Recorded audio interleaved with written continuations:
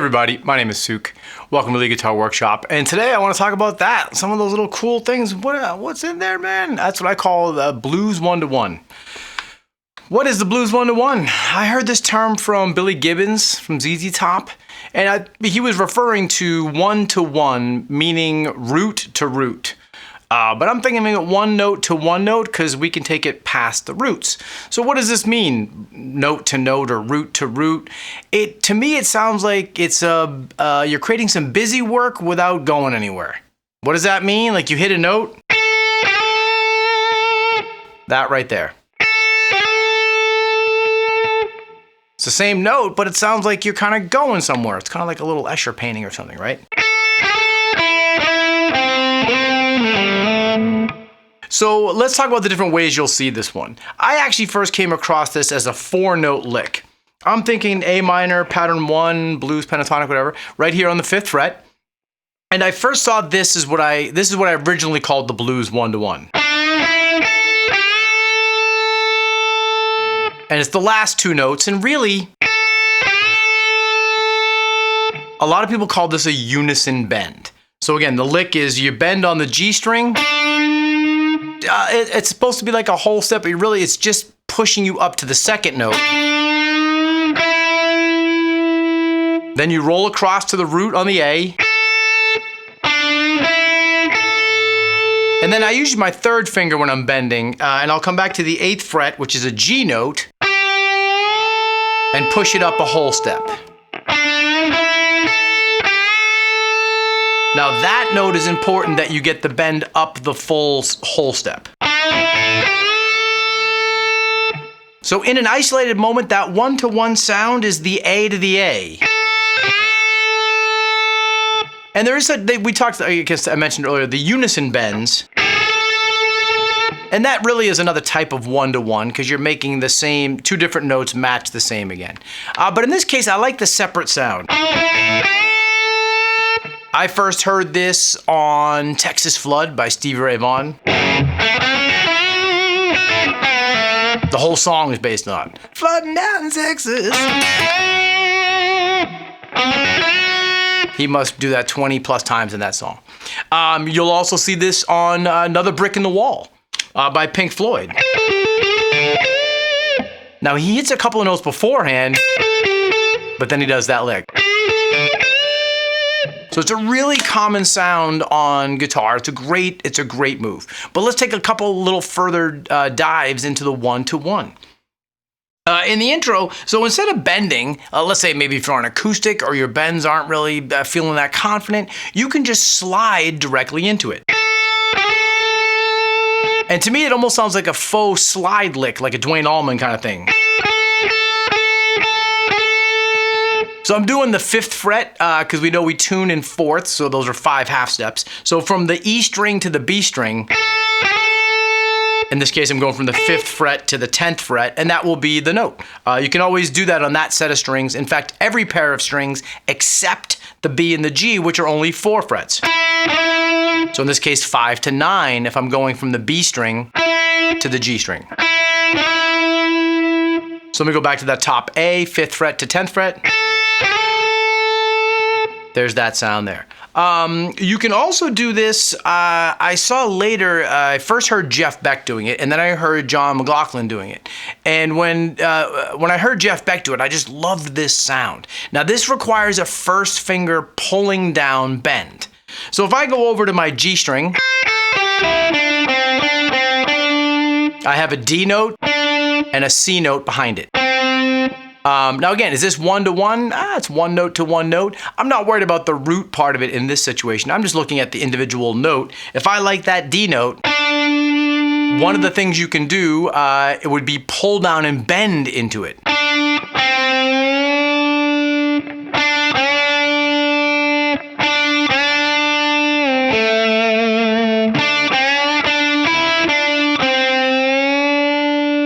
Now I'm going up a full step. You have to be careful of that. You can go up a half step. And that's more like if you're going into the major sound. But pulling it down a full step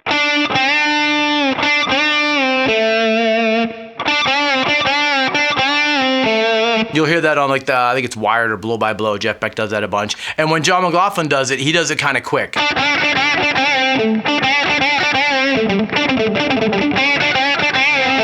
Once you hear that lick, it'll jump out to you. So that works really well on the G string because you can pull down. You can maybe try it on the D string. The D string doesn't tighten the same amount, so pulling it down, you'd have to really yank it off the neck. So the other way that's even easier is sliding into it from below. Now this one opens up some new opportunities. So if I'm on that same D and I hit the C behind it, but come right back into that D.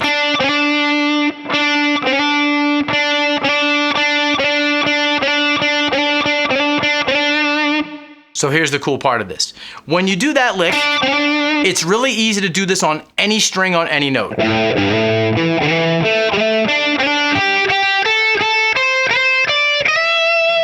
Right? Now the fun part is this really helps you position shift. You know, it's almost like when you see a piano player, when they play, they do the thumb under to help put their hand in the next range of notes. So a lot of times we get stuck in the box, man. Guitar players.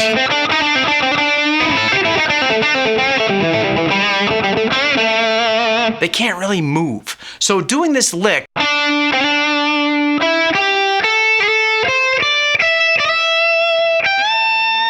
really helps push you up the fretboard. It's really nice. And you can do this even on the 3-fret ones. When I say like that, I mean like on the B string between this G and E note.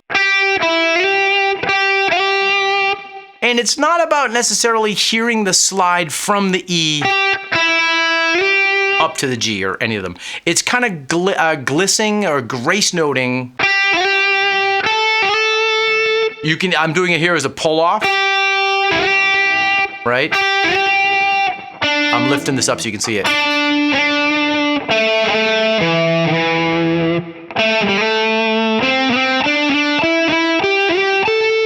So I'm just going up a pentatonic on one string. Get a little fun there. So this one-to-one idea really has a lot of different looks. Just to summarize again, the original one is kind of this 4-note lick, the original to me at least. You can just bend the two one-to-ones. That's A to A. I can slide between them on 2 different strings. I can do them on the same string. So if I'm down here on the B string, I'm on the 10th fret A and the 8th fret on the B string. And that was where I can slide up. Now, sometimes I might actually bend this one too. I might push this up with my middle finger.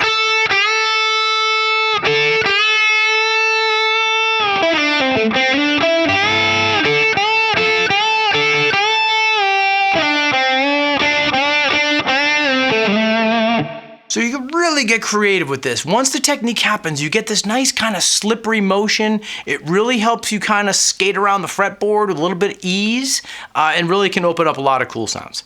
All right, well, I hope you dug this lick, the Blues 1-to-1. I've enjoyed this in a lot of capacities for many years.